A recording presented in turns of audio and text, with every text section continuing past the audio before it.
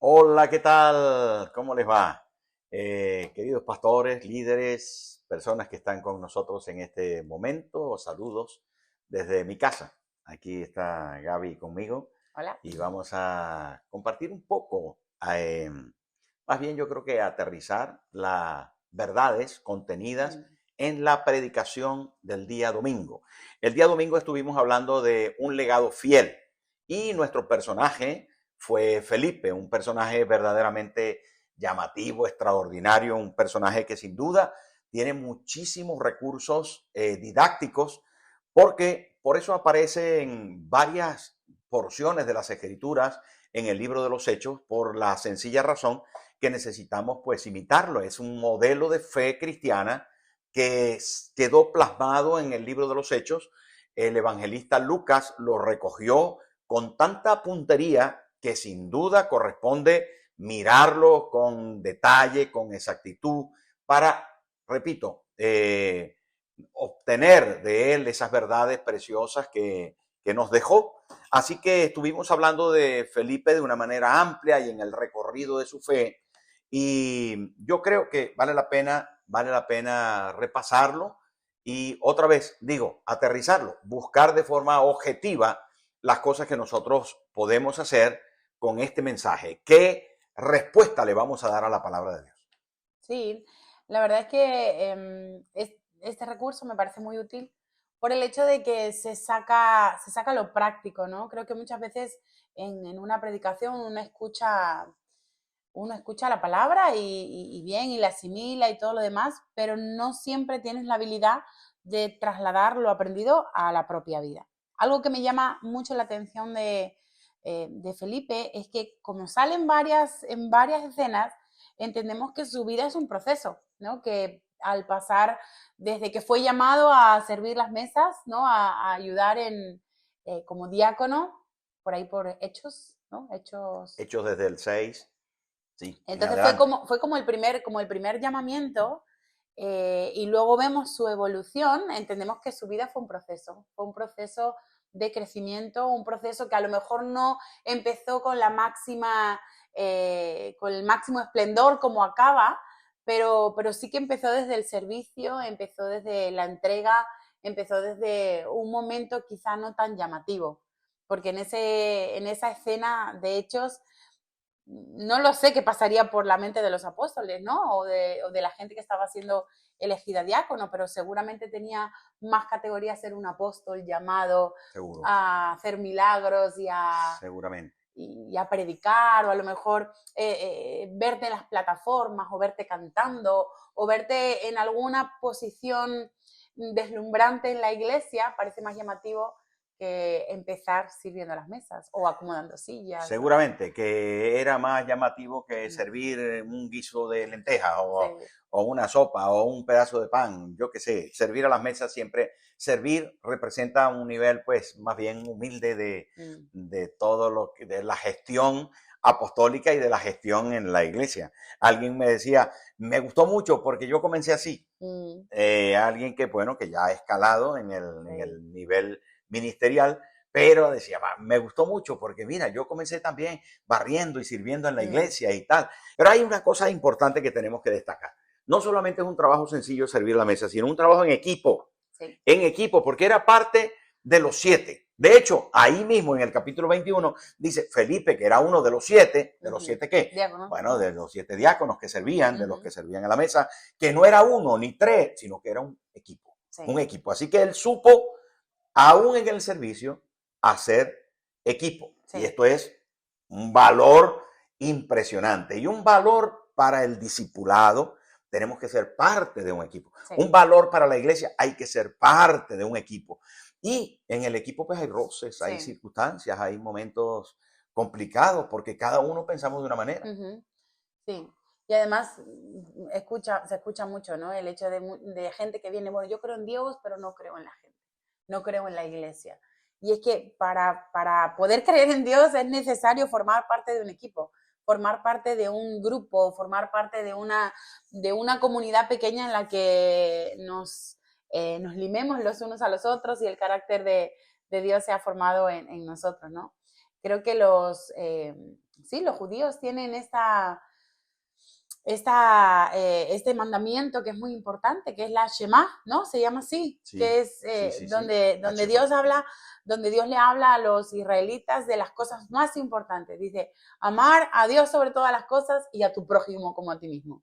Entonces, si no estás en el espacio de servicio, de entrega, de estar en contacto con el prójimo, pues no estás cumpliendo lo más importante. Así que ahí bien por Y Felipe. encima Jesús viene y te mata el gallo en la cabeza. Y dice, por cuanto a uno de estos pequeñitos lo hiciste, Sí. a mí me lo hiciste. O Sí. sea, te ponen equipo obligado. Sí. O sea, no te permite vivir en soledad como un ermitaño, sino que te conecta. Si no estás conectado, estás perdido. Sí, Porque totalmente. si no se lo hace a alguien, entonces no se lo hace a Jesús. Si no se lo hace a Jesús, está perdido. Así que, bueno, la vida de Felipe comienza así y comienza en una vida servil. Y vale la pena o ser objetivo y concentrarnos en que hay que servir. Y hay que servir a Dios y a los demás. Encima, ese proceso bonito de poder comenzar por la parte más bajita, te conecta con la realidad de toda la gente que está dentro de una iglesia o que sencillamente está a tu alrededor. Que hay unos que están en un nivel inicial, otros que están medios y otros que se van desarrollando. Entonces te ubica donde estoy yo, pero también te hace comprender el que está arriba, el que está debajo. Pasas por todos los procesos. Hay algunos que dicen, no, yo hice escuela de líderes, o ya yo hice caminando juntos, o ya yo hice primeros pasos. No importa que lo hayas hecho en otra parte, pues tienes que hacerlo, tienes que adaptarte, tienes que llegar a la iglesia y comenzar un proceso para que la gente, pues, o cada uno podamos tener la experiencia de cómo es aquí y cómo es entre nosotros y qué se espera de nosotros. De manera que Felipe no se queda ahí. Felipe de repente, como estuvimos hablando, salta a otro nivel. Sí. Un ángel le habla. Me llama mucho la atención que los ángeles hablan. Sí. ¿Cómo es esto? Sí, y bueno, y hablan desde la disposición de servicio, ¿no? Hablan cuando estás dispuesto, cuando estás abierto, cuando hay ese espacio en el corazón de decir, quiero que me hables, ¿no? Porque yo creo que para iniciar cualquier comunicación con Dios, con lo sobrenatural, hace falta esa disposición. Creo que si estamos ocupados en querer llegar a altos niveles o estar preocupados por un lugar o una apariencia X, quizá no vamos a estar tan dispuestos a oír la voz de Dios y a oír cuál es la guía de Dios para mí. ¿No? Creo que los ángeles en los momentos que han aparecido han llamado a gente que tenía algo de parte de Dios, pero tenía una disposición de escuchar, de decir, ¿dónde quieres que vaya? ¿No? Estoy preparado, ¿qué es lo que quieres qué es lo que necesitas que yo haga? Hay una disponibilidad. Sí, porque la sordera a la obediencia es un problema grave. Tenemos que estar oídos prestos, obedientes, dispuestos a escuchar y a escuchar ángeles, que antes de escuchar ángeles se presenta que Felipe había escuchado a los apóstoles. Así que escucha a los apóstoles y después escucha a ángeles que le dicen, vaya por ese camino. Es interesante porque el camino no era cómodo, era un camino desierto. Segundo, no era un camino hacia Jerusalén, sino desde Jerusalén. Todo lo contrario a lo llamativo. Todo lo contrario a lo llamativo, iba hacia el mundo, por decirlo de alguna forma. Iba camino del mar, se llamaba también ese camino, camino del mar. ¿Qué quiere decir eso? Que iba de lo santo a lo impuro. Sí. Que iba de lo religioso a lo mundanal. Que iba, el camino que desciende, que es desierto, es interesantísimo. Sí. La Biblia, cuando da esos apuntes, inmediatamente nos deja luz al respecto de que no todo se puede quedar en la iglesia. Sí. No todo se puede quedar en Jerusalén. Hay que ir a la calle. Sí. Hay que ir a la necesidad. Hay que tocar a la gente que está en su mundo, en sus conflictos, en sus problemas, y nosotros algunas veces dentro de la burbuja de la iglesia, ay, estamos tan bien, tan cómodos, tan confortables, tan protegidos. Ay, hermano, ay, pastor, ay, siervo de Dios. ¿Qué? No, déjate de cuento. Hay que ir a la calle y ir a la calle con, como dijera un famoso poeta, vamos para la calle. A predicar su palabra A por predicar su palabra por montes y valles.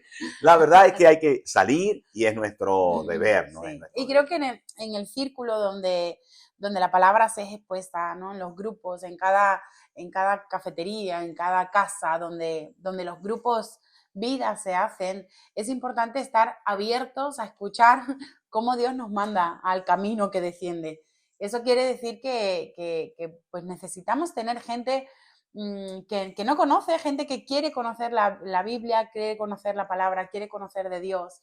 Porque si no abrimos nuestra amistad a gente que no conoce de Dios, pues en realidad no estamos haciendo la labor completa, ¿no?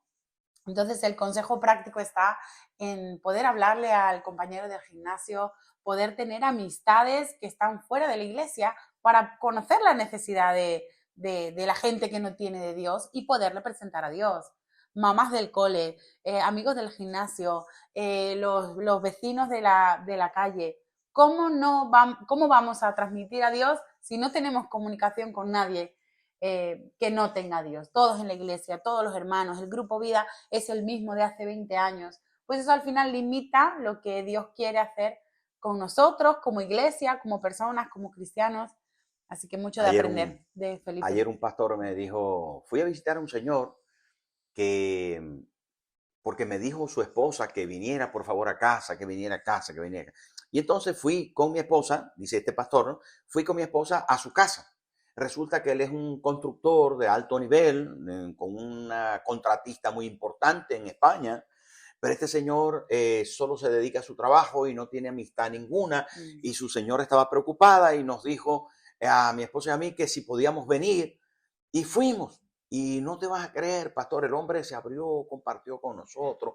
La señora estaba sorprendida de que pudiera tratar con nosotros, entablar una conversación y hablar con otra persona que no fuera de su trabajo y de sus trabajadores. La pasamos muy bien. Además, él tiene muy buenos contactos para el tema del terreno del pez y de la construcción. Entonces la verdad es que uno se pierde mucho cuando te ausentas de otra gente. Tienes un mensaje que compartir y yo creo que compartiéndolo vas a llegar a no solamente cumplir la voluntad de Dios, sino a entrar en un camino sorprendente donde de repente un etíope eunuco se puede aparecer. Alguien raro, fuera de lo convencional, diferente a tu color, diferente a tu estatus social, pero ¿dónde se aprendió Felipe a estar en esa realidad? Cuando salió de Jerusalén a Samaria. Cuando se encontró con los samaritanos que eran de todos colores. Digo, porque era una mezcla. Sí, sí. Y entonces, Dios lo fue preparando en un proceso hasta que de repente estuvo calificado para escuchar la voz del ángel que le dijo, ve al camino. Habiendo escuchado a los apóstoles, escuchó al ángel y ahora el Espíritu le dice, acércate al carro.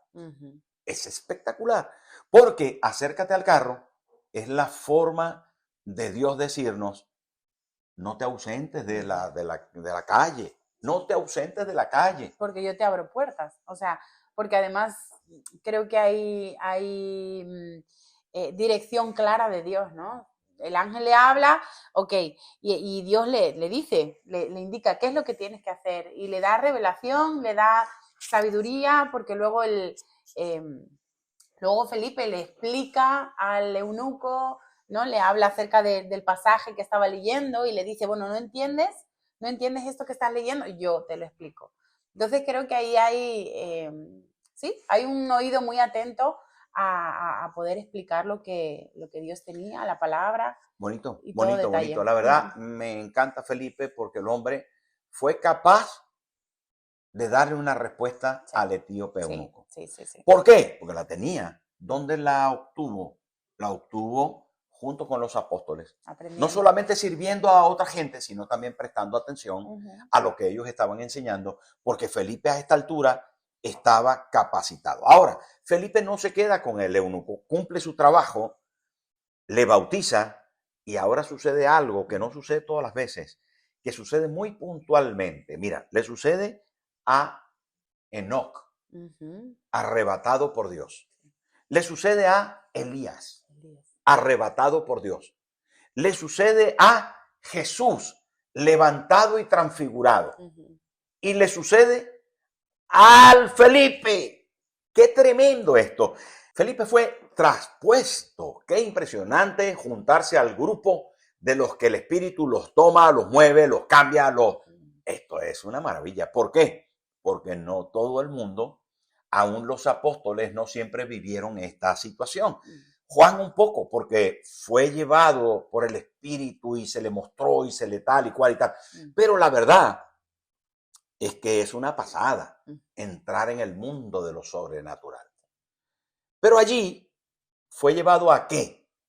Señores, a abrir un grupo vida, a compartir la palabra de Dios, a predicar por toda esa zona del Mediterráneo hasta llegar a Cesarea, donde se quedó a vivir. Ahí parece que consiguió esposa o trajo su esposa con él y tuvieron 4 hermosas hijas. La Biblia habla de sus hijas y qué bueno que, ¿saben? Todo comienza y termina en la familia. Atención, señores, tenemos que hacer mucha fuerza en la familia, porque si la fe no es una fe familiar, no es una fe de la casa, si la fe no afecta, no influye dentro de tu hogar, mal vamos. Una frase que apunté del domingo fue que una fe generacional es una fe genuina, porque no puedes transmitir algo que no vives en la realidad, ¿no? Yo creo que en la casa uno puede percibir cuáles son las cosas auténticas, cuáles son los valores reales. Uno en casa ve congruencias o incongruencias, ¿no? Porque hemos sido testigos de muchas familias que han servido al Señor, se han entregado y tienen grupo vida y tienen discipulados y luego en la casa están pasando por situaciones difíciles, ¿no? Con la esposa, con el esposo, con los hijos. Y la fe, pues al final nos damos cuenta que no era tan genuina, que tenemos fe para ciertas cosas y para otras cosas, pues tenemos propio criterio. Hacemos agua. Sí. Hacemos agua. Sí. Así que, pero el tema, vamos a ver, ¿qué hacemos? ¿Cómo enfrentamos el hecho de que nos demos cuenta de que hacemos agua? Bueno, yo creo que, mira, la primera cosa es ser humilde y pedir perdón. Corregirse, porque no tiene sentido que uno se pueda autoculpar, flagelar, martirizar de conciencia y luego sencillamente no hacer nada. Yo creo que, mira, humildemente seamos capaces de pedir perdón, de corregirnos y de intentar con el Señor, que lo vamos a lograr, hacerlo mejor. Que nuestra fe sea tan genuina que sea capaz de mostrar la vulnerabilidad de nuestra vida frente a la realidad del hogar. O sea, soy capaz de pedir perdón a mi esposa, de pedir perdón a mi esposo, a mis hijos, a mis padres y corregir. Corregir con la ayuda del Señor. Y pedir que me ayuden si es necesario. Mira, es que me cuesta trabajo perdonarme y ayudarme a superar. Sé humilde. Yo creo que, mira, ahí es donde la fe se nota. Y se nota en poder escuchar, que nos cuesta trabajo, porque un padre escuchar a un hijo, pues tienes que humillarte. Entonces, pero posiblemente reflexiona, da pie a ese cambio, sé flexible y a lo mejor se te va a notar que tú quieres. Y la gente te va a comprender, ¿sabes? La gente no es tan tonta, no. Los hijos y la mujer y los padres y los hermanos conocen cuando en ti hay deseo de cambiar, porque te conocen muy bien, te conocen desde hace mucho tiempo. Entonces, sencillamente, cuando la fe se muestra en su genuino estado, convence. Así que hagamos cristianismo en casa. Y como el grupo vida es en casa, qué bonito poder crear un ambiente de fe genuina, de vulnerabilidad, de sensibilidad, de comprensión. Si papá es capaz de pedir perdón, si mamá es capaz de pedir perdón, si mi hermano es capaz de pedir perdón, yo también. Y voy a crecer en un ámbito donde todos somos fallidos, pero somos capaces también de mostrarnos humildes, que pedimos perdón, que queremos cambiar. Sí, sí, yo creo que teniendo esta prioridad de tener una fe genuina, una fe que se traspasa, que se transmite con intencionalidad, con fe, con insistencia, nos dejó el reto de buscarlo a Él primero, como dice Mateo, buscarlo a Él primero y sus cosas, y todo lo demás viene por añadidura, y buscarlo a Él primero es en nosotros, en nuestra vida personal y en los que nos rodean. Creo que eso es lo que nos da máxima efectividad en todo lo que hacemos. Si yo fuera Pablo, ¿dónde me gustaría ir a hospedarme? Si yo fuera una persona de la calle que concibe, que tiene, que entiende algunos valores eternos, trascendentes, ¿dónde me gustaría ir? ¿A qué grupo vida me gustaría ir? ¿Sabe qué? Me gustaría ir al grupo vida de Felipe. De Felipe. Sencillo. Están ahí unas muchachas que son muy guapas, pero sobre todo que tienen una palabra de Dios. Está ahí un señor que vive una vida cristiana genuina. Está allí una casa que está en Cesarea, cerca del mar. Encima, este señor lo visitan otros personajes interesantes como Ágabo, que no vamos a hablar de él, pero ¿sabe qué? Pablo se la sabía toda. Quería ir al grupo vida de Felipe. Yo quiero ir al grupo vida de Felipe. La pregunta es, ¿tu grupo vida es el de Felipe? ¿O se parece? A lo mejor no. Puede mejorar. Vamos a trabajar para que nuestro grupo vida sea como el de Felipe, teniendo todos estos valores, que por cierto son los valores de la vida cristiana y del ministerio. Yo creo que vamos a lograrlo si nos empeñamos y dejamos que el Señor trabaje en nosotros. Gracias, Gaby. Nada. Hasta luego. Chao.